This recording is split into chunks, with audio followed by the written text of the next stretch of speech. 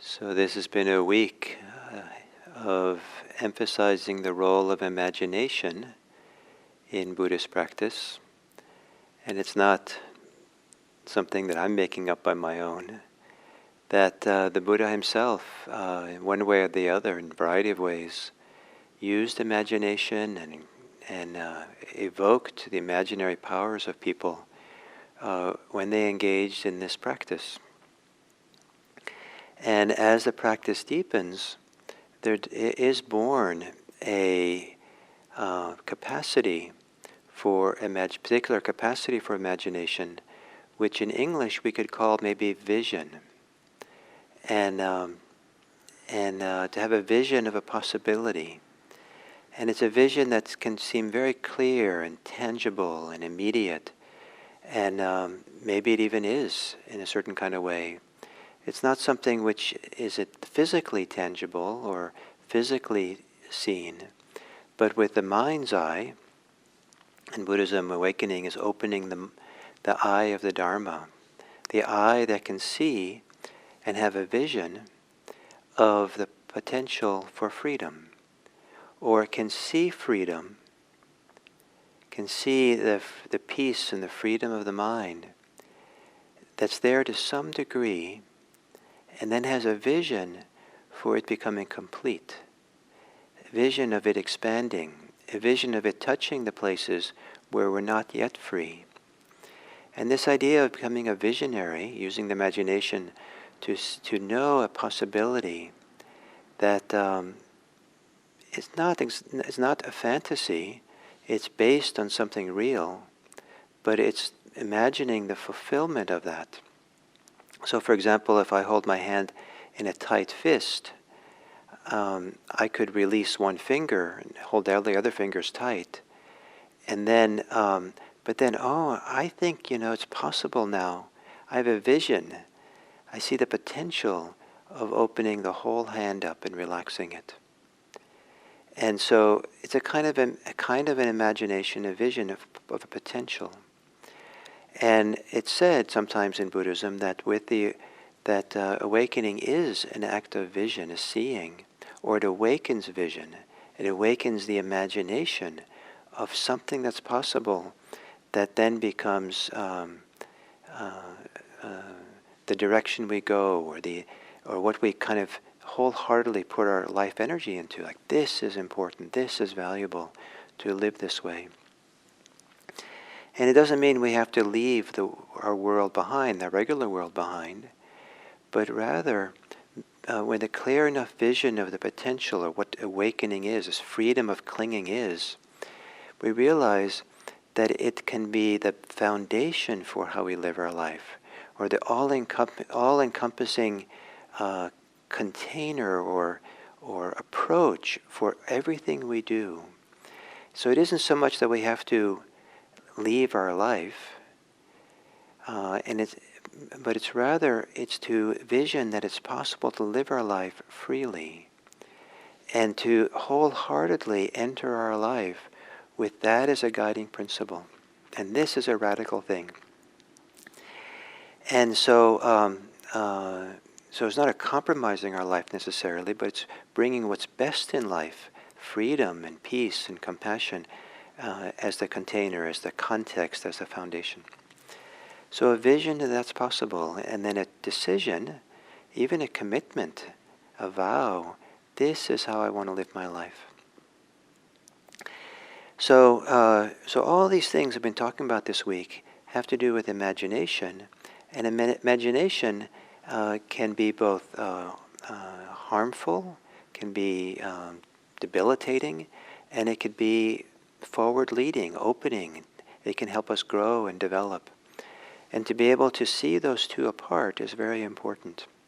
A few things about the word that the Buddha used, words he used that I'm translating as imagination. One of them is manyati, and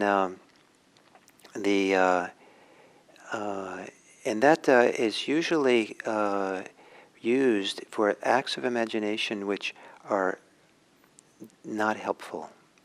In fact, Bhikkhu Bodhi, the great translator, sometimes translates this word as misconceive. There's no negative prefix in the word, but it's used in such a kind of negative way in the suttas that it's often, can be to misimagine or poor imagination.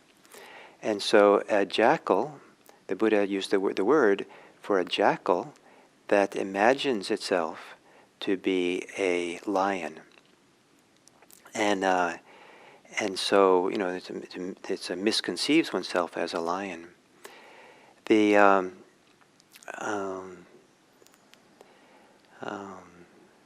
So one of the very interesting places where this word, one imagines, where it has negative connotations, is manyati. It has to do with identification. And there's plenty of places in the sutras where Buddha emphatically talks about the problems people have when they imagine they imagine an identity for themselves, that they are something in relationship to other things. So imagining that they are the same as the universe, or the same as the world, imagining that they are in the world, imagining the world is in them, imagining that they are distinct from the world. And he uses this word manyati, imagine. And if you really understand that, and it's often translated as conceive, which has some idea, doesn't quite capture the idea of imagination. And so rather than talking about the self and identity, that who I am, I'm this, I'm that, as a belief, which gets into philosophy and all that, the Buddha is using the word imagine. And so it's not a philosophical issue, but it's an issue of what we're doing with our imagination. What are we constructing? What are we fantasizing about? And many of the problems around self are not about truly exactly what we are as a self, whatever that is, but rather how we imagine ourselves to be. And then we have a whole different understanding of this kind of not self-teaching. There's for example, there's a very common phrase, important to me, myself, and mine, that's used in the suttas. It's a little bit of mistranslation, the order of it, but basically the same. And imagining that something is mine, imagining that I have an identity, imagining there is an essential self. The Buddha uses the word imagine. It doesn't say one believes in me, myself, and mine, but one is something that we're construing, we're constructing, we're imagining happening. And so part of meditation practice then is to quiet and calm this excessive over-imagination, false imagination, misconstruing we do. And it's not questioning or challenging any kind of philosophical view of self, me, myself, and mine in these particular teachings. And so we don't have to get involved philosophically, is there not a self?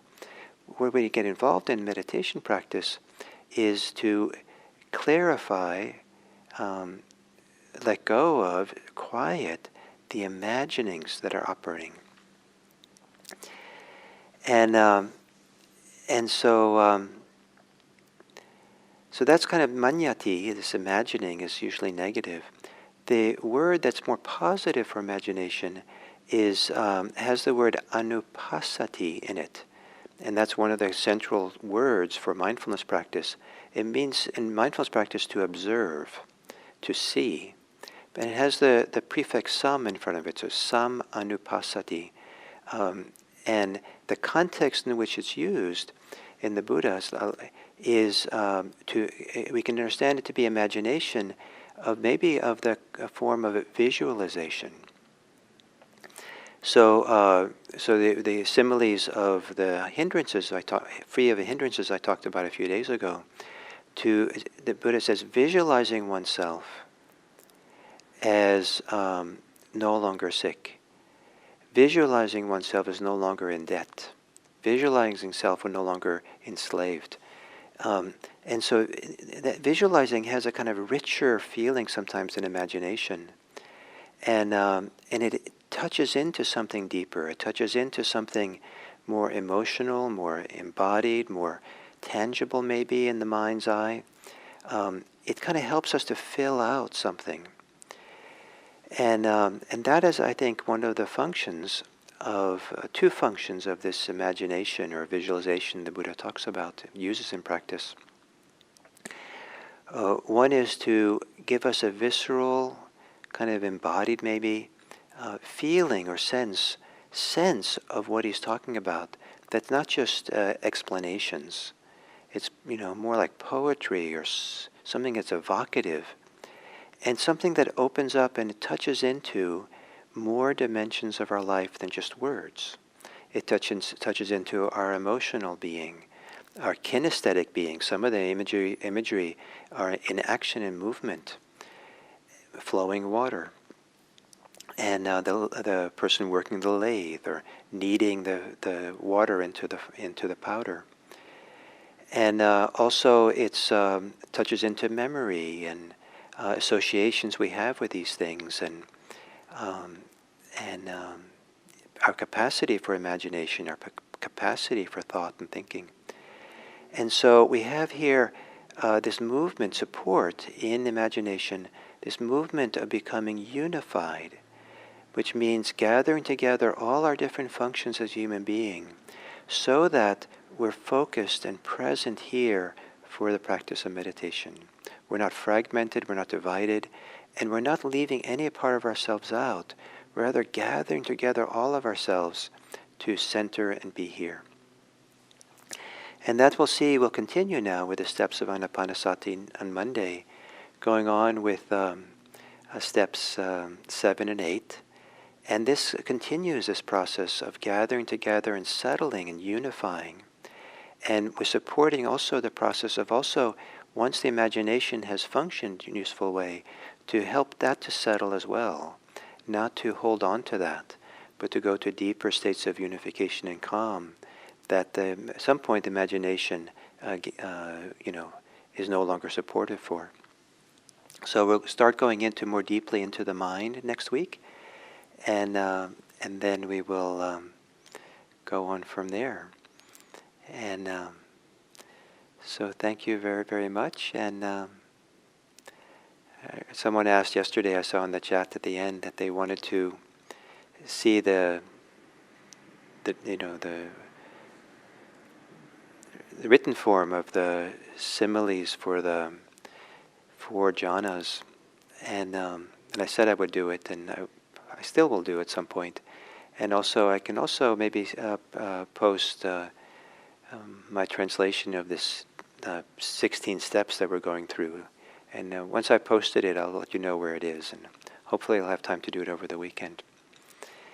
So thank you all very much, and look forward to our next time together.